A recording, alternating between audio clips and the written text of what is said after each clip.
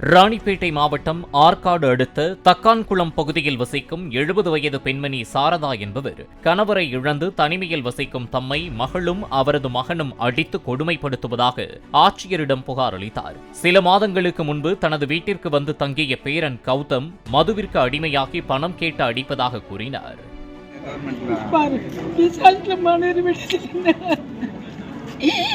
எனக்கு கொஞ்சமான கொடுமை பத்தலையாப்பா. அவன் கட்சி நபர் கட்சி வச்சுன்னு ஜெயிலுக்கு போத்த போறேன், நின்னடிக்கு துண்டு துண்டா வெட்டு போறேன், ஓட்டு ஒரு கண்ணாடி ஒரு போட்டு கது தாப்பால பீரோ மொத்தம் வச்சு யாருன்னா போலீஸ்காரன் கூட விட்டு இதாங்க பண்ண சொல்லணும். என்னோட நிலைமை வழக்கத்துல மனு குத்த கூட அவங்க கூட கண்டிக்கவே மாட்டேன்.